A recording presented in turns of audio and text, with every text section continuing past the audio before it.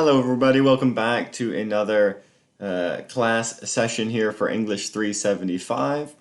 Today we are going to continue talking about WH movement. These are questions that are formed with WH words like who, what, when, where, why. These kinds of things. How gets in there too, of course, all the classics. So yeah, we're going to continue on talking about that topic. We're going to pick up where we left off. We've got a few different things we're going to do today. We're going to start off with just reviewing kind of what we learned in the last class, just to help it sink in. Go over the basics of how we do WH movement, where WH moves to, and why it moves, very importantly. After a quick review, we're going to look at what WH movement in relative clauses looks like. Sentences like, what do you think I ate, right? See how we do that. And then lastly, we'll finish off by talking about islands, just tropical islands, because it's bleary outside and bleak today. No. Not that kind of island, it's a syntactic island. We'll go over that when we get there. It's a restriction on movements. So similar to how we were looking at restrictions, things like the Theta criterion and the EPP, we're also going to be looking at islands, which will restrict WH movement. So let's get right to it. We'll hop in for today. So as by way of review, we want to look at sentences like, whom did you see? Whom did you see? Whom did you see? So that's got a WH word in there. If you want it to be who did you see instead, without the fancy M for whom, that's totally fine. Syntactically, those are identical. Who did you see versus whom did you see? This is like our prescriptively accurate or correct one, but who cares?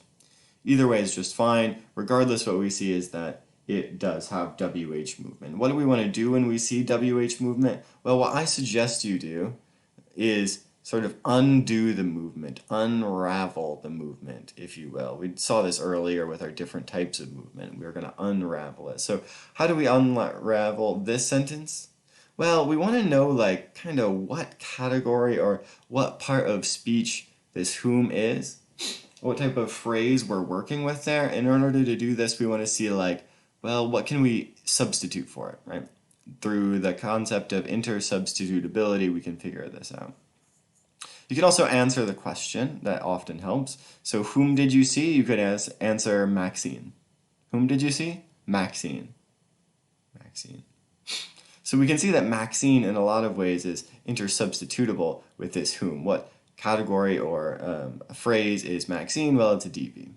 So now we know that our whom is going to be a DP. We can start to unravel this sentence, whom did you see, to something like, did you see Maxine? Did you see Maxine? Right? Where this whom, which is up front there, is the one that we're substituting in Maxine for. So we see that whom and Maxine are substitutable, and that it actually starts down low here. But this itself is a question, right? Did you see Maxine? That itself is a question. Can we unravel this further? There's still some sort of movement that's happening here, right? So we want to unravel it further to see if we can get closer to that D structure, that deep structure. So can we unravel this again and take away the question, make it not a question? Well, sure. We could say something like, you saw Maxine. You saw Maxine. Sorry, there you go. I'm fading. I'm sinking into the ocean of my whiteboard. You saw Maxine. So where we're going to start with that is we're going to draw the sentence with a deep structure for you saw Maxine. And then we're going to do the transformations that get it here, and do the transformations that get it there. So I've already started this off here. Let me roll forward. I've already started this off here with this relatively simple tree that we have going. So we've got our nice CP, TP, subject there, and the spec TP, you. C as our verb, and Maxine. I cheated and used these triangle DPs as our complement there. Cool. So now we are basically at this sentence, you saw Maxine. The one thing we would have to do to get you saw Maxine is to drop this past tense down onto C and to make it saw. You saw Maxine. But this is relatively close to that. How then, what is happening with did you see Maxine? did you see Maxine? And how did we generate that? Well, to start, what we saw that triggers this kind of T to C movement here, note that saw goes to C. The tense is no longer being lowered down onto the V. Instead, it's being raised up, actually, to the C. And the way that we were doing that was with a little feature that we were putting in C, which was our plus Q feature.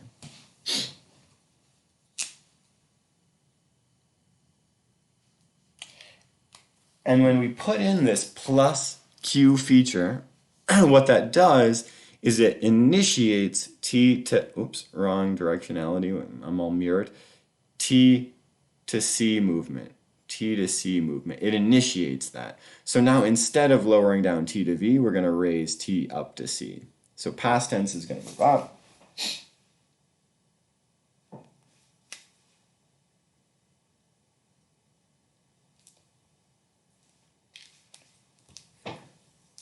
Cool, so now this C is, oh, I forgot the arrow.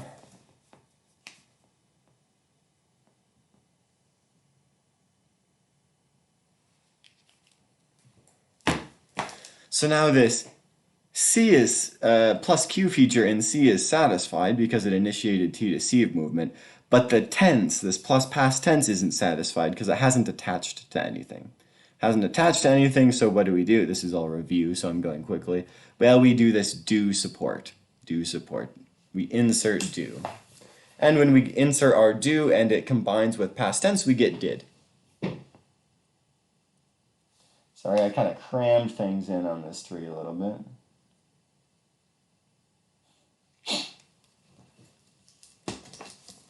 So now up here in C, we end up with did, right? Again, our emergency do support combines with the plus past tense to make did. So now the plus Q is satisfied, the plus past is satisfied, and we have did. And our sentence ends up being, did you see Maxine? Which is exactly what we wanted. So we've made it up, we've progressed up from you saw Maxine to did you see Maxine?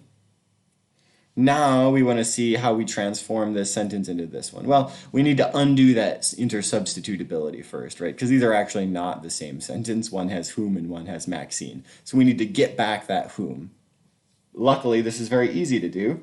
We just exchange Maxine for it, right? That's the beauty of them being intersubstitutable, is you just erase Maxine. And I'm going to write whom there.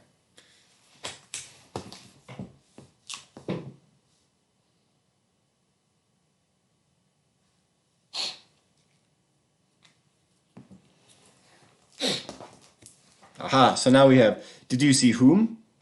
Did you see whom? But that's not what we want. What we want is this version of the question, whom did you see? Where this whom has moved all the way to the front, right? And this is the heart of our WH questions. And what was triggering that movement, right? Because we need a reason to do that. We know we want whom to move up, but we need a reason. How do we justify that? How do we motivate that? Well, very similar to how we added this plus Q feature to C, we're going to add a new feature to C. We're going to say that C is what's controlling that, the C head. So alongside this plus Q, we're going to put plus WH feature.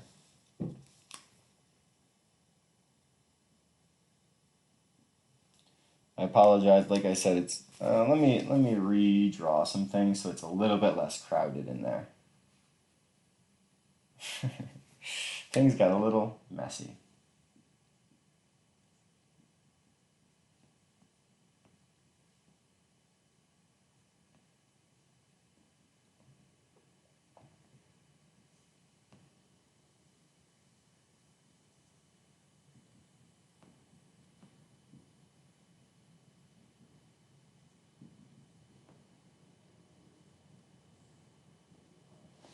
That's a little bit better. Not much, but a little bit better.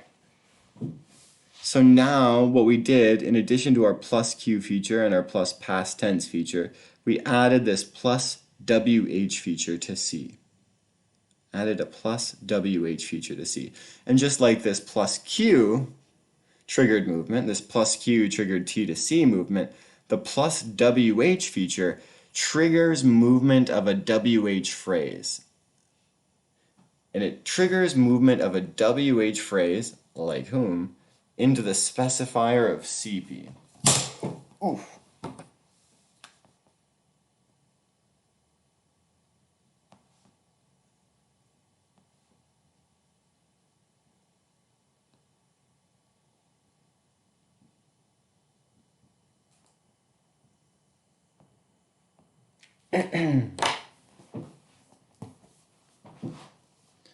So again, this plus WH feature in C looks for a DP that has a plus, or N doesn't have to be a DP, but looks for another constituent that has a plus WH feature, like whom does. Whom is marked with a plus WH.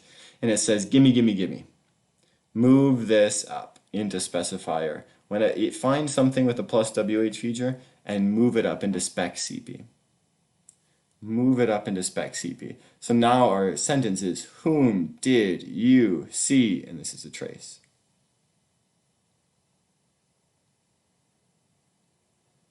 Whom did you see? Trace. Right? Perfect. So that's your review, actually. That's a synopsis of what we covered in class last session on how to do WH movement and why. So we saw kind of how it's done. Where I like to start is I like to start with that unraveling motion that we got from whom did you see to did you see Maxine to you saw Maxine. That helps us know what to base, where to generate things. And then we can worry about what features to add, like these plus Qs and plus WHs to get the movement that we want to happen. Okay, step one accomplished. Hopefully that gets us all in the right headspace there, reminds us of what we're doing with WH movement. Hopefully that's nice and easy and you're like, I got it. If not, that's fine. We'll talk about this more on Friday as well. So now we're going to move on and we're going to complicate things a bit more. And we're going to look at WH questions in relative clauses, that is. In relative clauses. So we're going to be looking at sentences like, what do you think I ate? What do you think I ate? So this is going to take me a second too because it's actually a fairly long tree and I just erased my tree space over here. So take a second and try to draw out the tree for this sentence. What do you think I ate? What do you think I ate? And remember our process of unraveling here. And that's where I recommend you start. What does this sentence look like at base generation? Draw that tree and then we'll transform it through movement to look more like this. So I'll give you a second to go through this tree. Like I said, it'll actually take me a little while here, so I'm just going to be, doing nothing on camera for a second awkwardly. It's a big tree too, so give yourself enough space.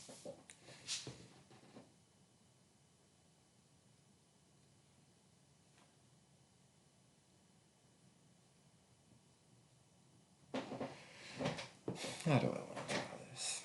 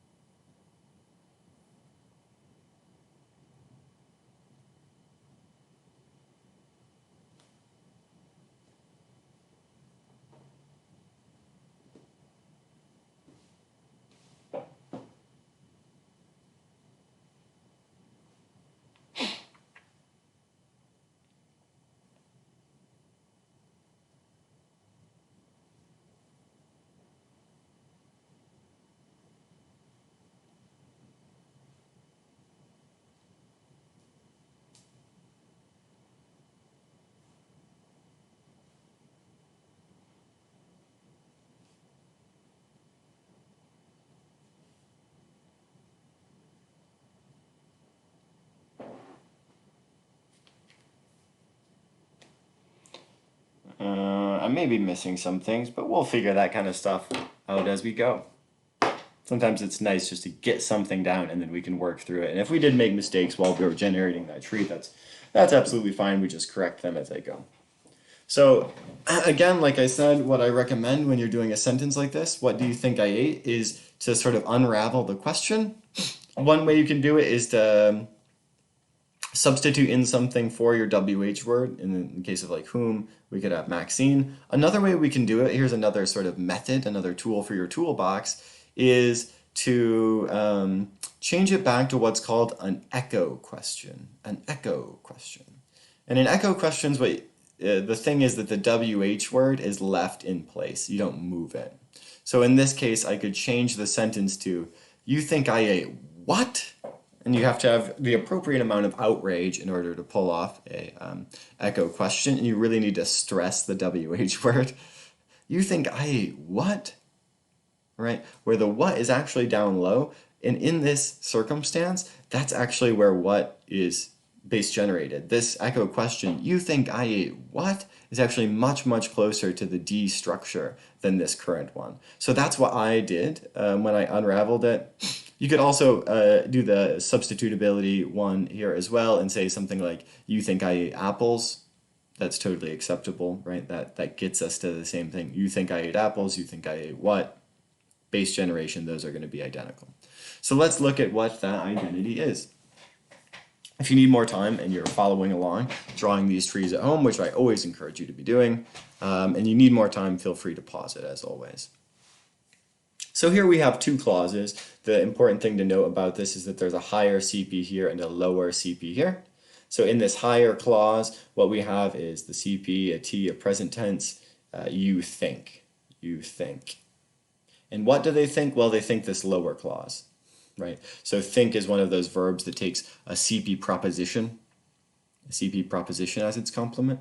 So here's our CP proposition. CP goes to C, TP goes to T. This one is past tense, I ate, right? So I in the subject position, past tense in the tense, eat as our verb, and either what or apples, depending. We just need some sort of object there. A placeholder for now. So that's it, right? And as it stands, we can drop our tense down, right? So we have present tense doesn't change think. Past tense changes this to ate. And so our sentence then becomes, you think I ate what? You think I ate what? Which is exactly that echo question that I was talking about. You think I ate what? Right? So now all we need to do is, so we have our sort of deep structure there. Now what we need to do is do our movement in order to get it to this up here. What do you think I ate? What do you think I ate? So what do we notice that's different, right, between our sentence, you think I ate what, and this, what do you think I ate? Well, we have a couple differences, very similarly to how we did here. One is that we've got this what up in spec CP. That's the most obvious difference. What here is appearing all the way up here in this higher spec CP, right? It has to be. It's the first word. It's the highest thing. So it's appearing in that higher spec CP. So where are we going to put a plus WH feature? Remember that plus WH features, I do actually want it to be on this side, plus WH features go in C. But here we have two options, right? We could put the plus WH feature up here in this highest one, or we could put the plus WH feature in this lower one. Where do we want to put it? Where do we want to put this? Well, you've been noticing a pattern perhaps in our syntactic rules here where we really like our features and what they do to be in a local environment. So plus Q in C draws T up to itself, right? Plus WH draws up a WH to its own specifier, right? So we don't want the plus WH to be down low here, the plus WH feature, because we know it ends up here. So then we're obviously going to put the plus WH feature up high here in this higher C. That's the important thing to realize with these relative clauses, is that we actually have two options there, but we definitely want it to be in this one because this is where what ends up. So I'm going to put that plus WH feature in C. Add on a specifier to our higher CP and put what there. Cool. we're gonna come back to this in just a second. We have some details we need to iron out there, but for now, it seems as though we have what you think I ate. What do you think I ate? And this is covered up because it's a trace. But we're missing one of the things. We also have this do, right? This do. And present tense hasn't actually dropped down onto think here. It's actually raised up onto this do. And what gets us that raising from T to C and that insertion of do? Well, just like we saw before, it's our good old friend plus Q.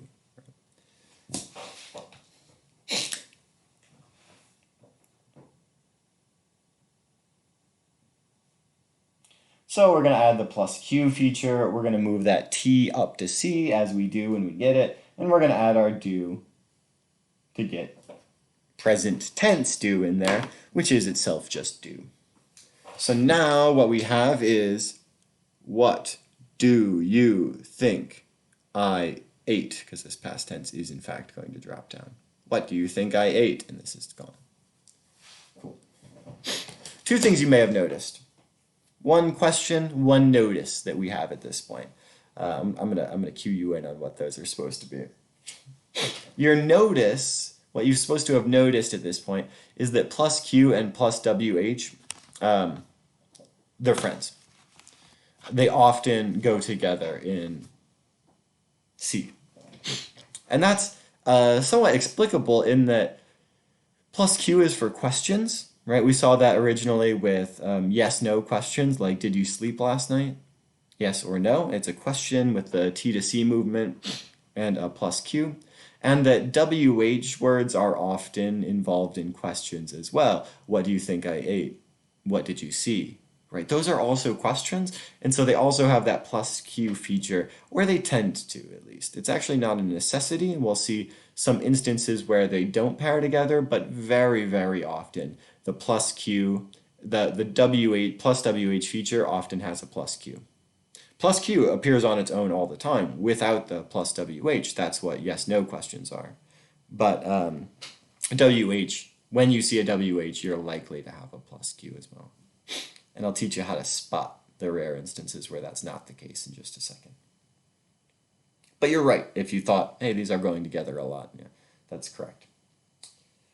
The other question that you might have, well, it's not really a question, and I don't know if you'd really have it, but the question that I have for you, I should say, I'll turn the tables on you, how about that for a Wednesday, is does what just move straight up there in one huge movement, in one huge gigantic movement, from all the way at the bottom to all the way at the top?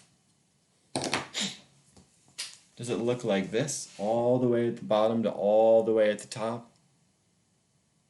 Spoiler alert, it doesn't. No, it doesn't.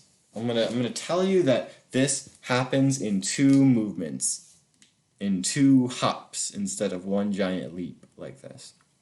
So now the question is, where does it stop? Where does this stop? Think about it. Think about it. If you had to guess, you don't really have any evidence. I haven't proven this to you yet. There's no reason you should know this, but I am happy to have you guess. Where would it move to? Well, it stops off, actually, in the specifier of this lower CP. For reasons that we're going to see ideally at the end of class. I hope to illuminate this by the end of class, why it does this. There's actually a good principled reason.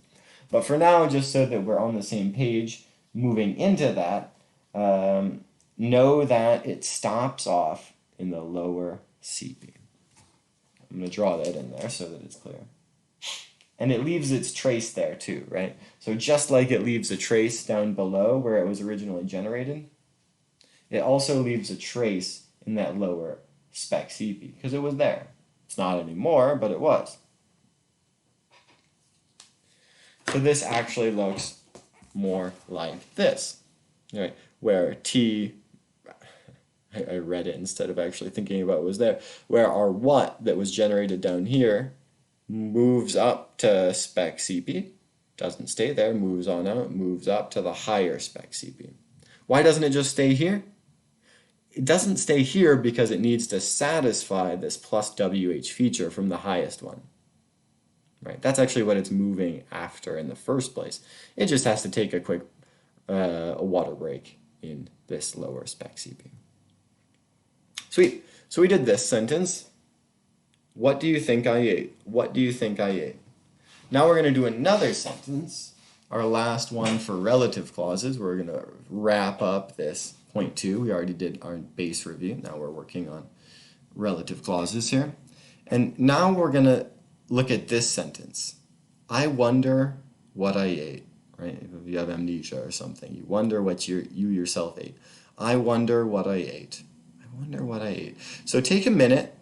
You should possibly be able to adapt this structure because this is also a biclausal, 2-clause sentence.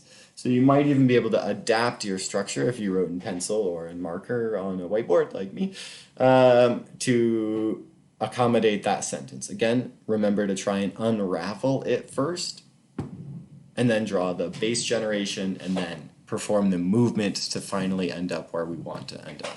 So I'm going to take a minute and draw this sentence.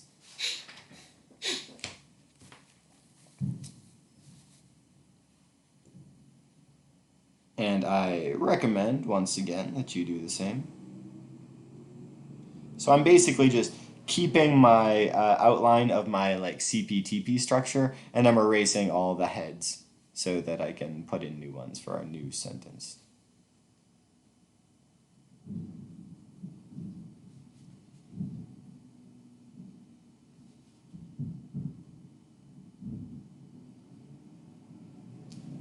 So I'm erasing it down till it looks like something like this, right? Kind of just an empty structure with all the heads gone, because this structure is actually held constant between these two sentences. In case that helps you.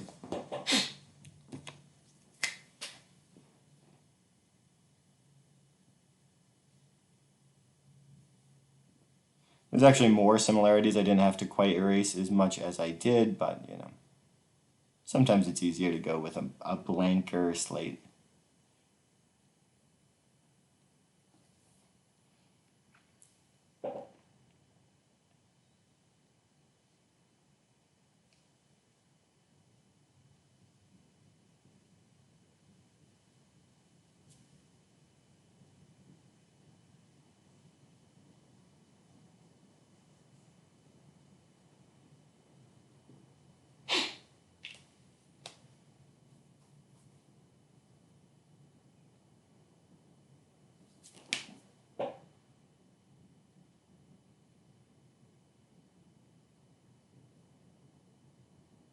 All right, let's take a look again. Once again, as always, pause the video if you'd like to give yourself a little bit more time to avoid these spoilers. Whew. Okay, so I filled in this. Again, I erased the heads and filled it in, so it didn't take me quite as long this time. And the sentence that I was after, how did I unwrap this? I unwrapped this by, again, doing the WH in situ, the WH in place. So I moved what back to being the complement of eating and said, I wonder I ate what? I wonder I ate what? Or I wonder, yeah. I wonder I ate what is how I'm going to unravel this sentence. Now that a sentence doesn't sound great, but it is the correct unraveling of that sentence. Often our unravels, we want them to be grammatical. This one isn't, right? We'd have to say like, I wonder if I ate apples or something. We'd have to add the if, but you don't have to add that. We'll talk about that later. I wonder I ate what is the sentence that I was after. And what I have here is I wonder with a present tense in the higher clause, you know, CP to TP. And wonder itself, just like think did, takes a propositional CP. Takes this propositional CP.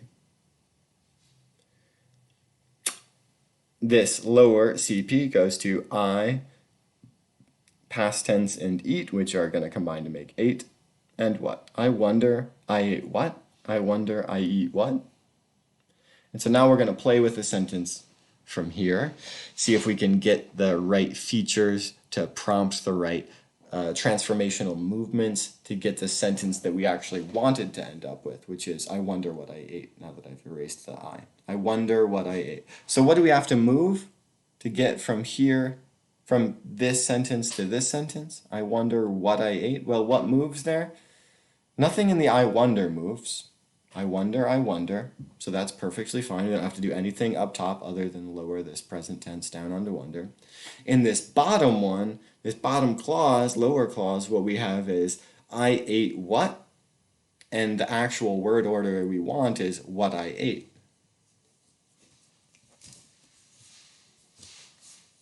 Change positions. My arms get tired when I hold this board up. Right, so this bottom one, we have I ate what, and we wanted what I ate. Is there perhaps, class, then a position where we could move what to get the correct word order? Right, it would have to be higher than this I and lower than this wonder, somewhere maybe right in here. Right, hopefully this is becoming clear. It moves to this lower spec CP. Excuse me, I have to sneeze, I think. But if I talk about it, I'll talk it away. Success. Okay. Yeah, so we need it to be lower than wonder, higher than I, and we have a nice position here in this lower spec CP. Or if we move what there, then our sentence becomes, I wonder what I ate. And in fact, that's exactly what we want. I wonder what I ate. So that's going to work really nicely. So we know we want what to end up here in this spec CP. I'm going to add in some words again that I had previously smudged off the board. DP. What? It's going to move up. I'll move my past tense down and change this to 8. I'll move my present tense down onto wonder. That doesn't change the form, so that's fine. And then our sentence ends up looking like this. I wonder what I ate. Trace. I wonder what I ate. Now we've moved this what up to spec CP, and that's all good. That's perfectly fine. But we need to motivate that. We can't just do that because. We need a reason to do that. Luckily for us, we have a fairly good built-in reason. What's our reason, class? Why do we do this? How do we justify, how do we motivate this? How had we been motivating WH question movement? Well, we've been putting a plus WH feature in the C head. And not just any C head, the C head that controls where it goes to. So since this one goes to the lower spec CP, we're going to put the plus WH in the lower C right here.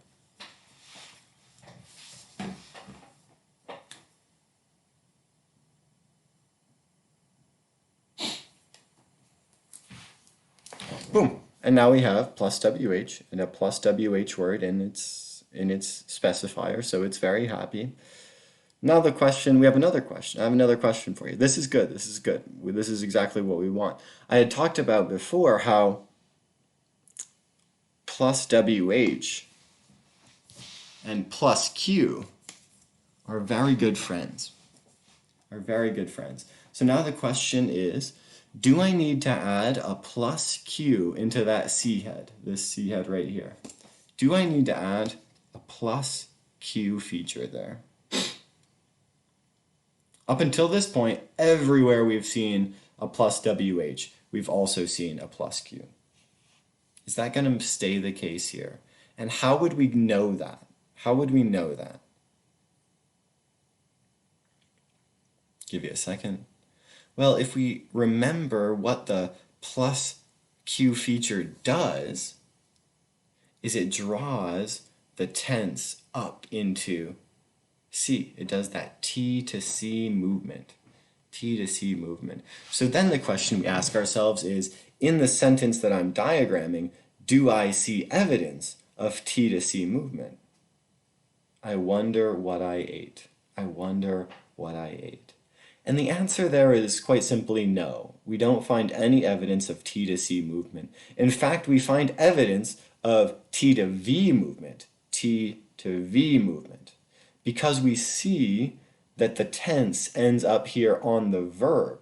The tense ends up on the verb to make it ate. And because we see that tense on the verb, we know that T didn't move up to C.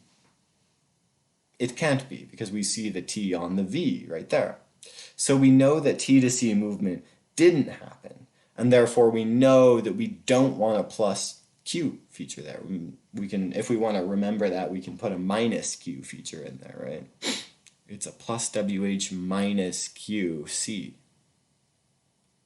which is really interesting, and it's cool that we can find the evidence. What would this sentence look like if we did have a plus Q feature in this lower C head? Well, it would be, I wonder, what did I eat? I wonder, what did I eat? Which is itself a totally fine sentence. It's just a different sentence than the one we wanted to diagram, right? Note that we would get the did there. I wonder, what did I eat? So we find evidence of that plus Q once again through this D that's involved in the T to C raising. And even more importantly, what did I eat? We note that the tense isn't down here on V anymore. It's eat instead of ate. When you see the tense on the V, like ate, you know you don't have a plus Q feature.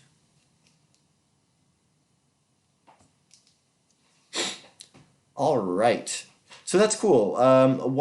Basically what this is telling us is that we can have different combinations of C head features, right? We can essentially have these kinds of things. Let me draw this out.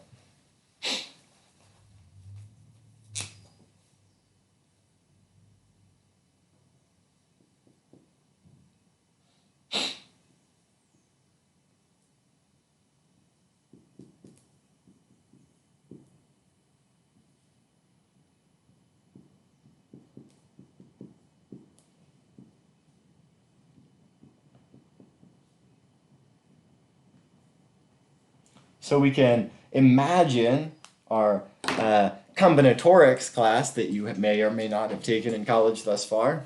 And we have all these different types of C heads with different features, right? We can have a C head that has minus WH minus Q. That's actually what we've been dealing with most of the time. These are nice declarative sentences. I went to the mall. I went to the mall. Not a question, no WH, none of it. It's a nice declarative. We can have minus WH plus QC heads. What are those? Those are yes-no questions. Yes-no questions. Did you eat? Did you sleep? Right? With that plus Q, but not with the WH. We can have plus WH plus QC heads. These are WH questions quite normally, like, what did you eat? What did you eat? Where it has the what, but it also has the did, etc. And what we just found evidence for right now is a plus WH minus Q C head. Plus WH minus Q C head that draws a WH word up into its specifier into spec CP. That's what the plus WH does. And the minus Q says, but don't do T to C movement. And we don't see that. Instead, we see T to V movement. So we have evidence actually for all four types of these C heads, and that they each kind of work their magic on a different kind of clause. So I'll label them, right? Declarative. This is a yes, no question. This is a WH question. This is a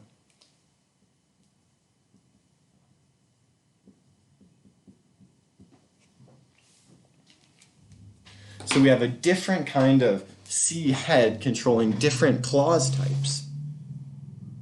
This kind of C head is for declarative sentences. This kind of C head is for yes-no questions. This kind of C head is for WH questions. And this kind of C head is a little bit strange. It's for some relative WH questions, but not all of them, just some of them. It's just a different way of doing it. Sometimes you can get relative ones with plus WH plus Q. So we have different kinds of C heads, and we can take this one step further now, and we can understand, let am I doing in time? We can understand that different verbs select for different types of C heads. Different types of C heads. So if you have the C head, what was it? Right, so one of them was the, what do you think I ate? What do you think I ate? That think there is selecting for a certain type of C. It itself is a plus Q plus WH clause, but it's actually selecting for a nice declarative one. Right? That's what we saw earlier on our board. You can rewind the video and find that our lower C had minus WH minus Q, right? I think I like French fries. I think I like French fries. I think, and think is selecting for a proposition for a certain type of clause. What type of clause? I like French fries. That's a declarative. Where a verb like wonder selects for a different C head. Wonder, I wonder. What did I eat? I wonder. What I ate? I wonder. What I ate? This one. Plus Q, WH minus Q. What I ate? I wonder. What did I eat? Plus Q plus WH. So different verbs have the potential to select for different types of propositions. Wonder selects for something that tends to be more questioning than think, which selects for a proposition which tends to be less questioning. And that there's different types of C heads as a result. And we can see that if we wanted to, we could encode this into our grammar. Where would we encode this? The selection of different types of arguments. Where would we note what types of arguments a verb selects for? Where is that controlled? Well, it's often controlled in a theta grid, is one of the places at least. So we could draw differential theta grids then. I'm going to erase my tree. All our hard work evaporated.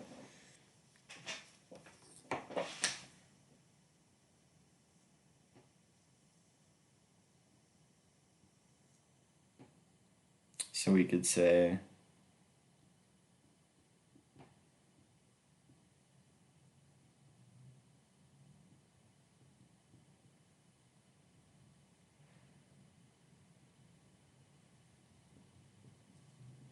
I'm going to try this again bigger so that my marker is very chunky and fat today. I'm not getting very fine lines.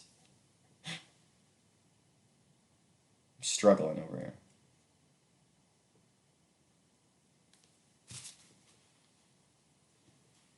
I'm drawing theta grids right now for those of you curious why I'm just not saying anything.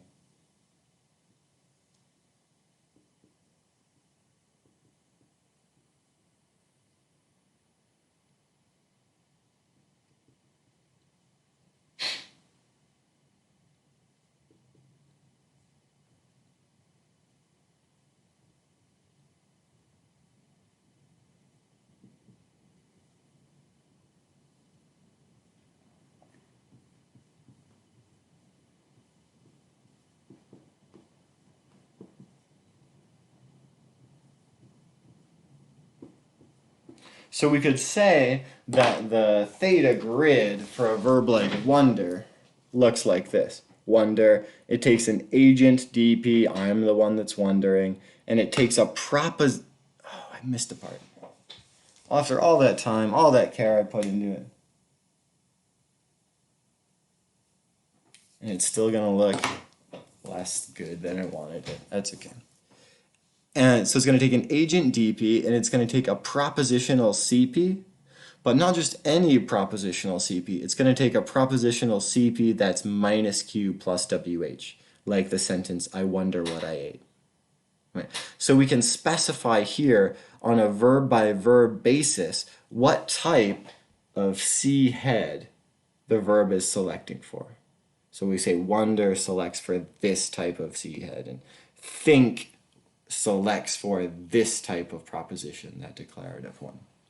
which is really cool. That's a nice way for us to tie it all together, to tie these things, to work these findings that we're having, that there's different types of features on our C heads, to tie those into our grammar. And one area that we can plug that in is through these theta grids, right?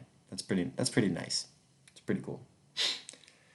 Okay, so we made it there. We made it through point 1 and point 2.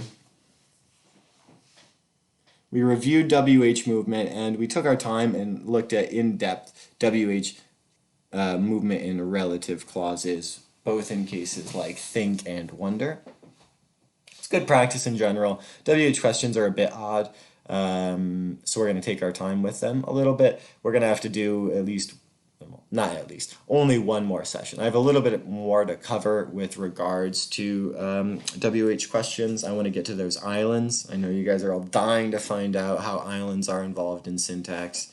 Well, you'll have to stay tuned till next time, because we're not getting that today. I'm running out of time, but I hope this helps us solidify our tree drawing of WH questions, and even more so that it helps us understand the role that features are playing in things like these C heads with these plus Q and plus WH features, and how they trigger movement, how these features are what we're using to justify our movement, so that we can't just move willy-nilly. We have to have reasons, and the features are our reasons to move.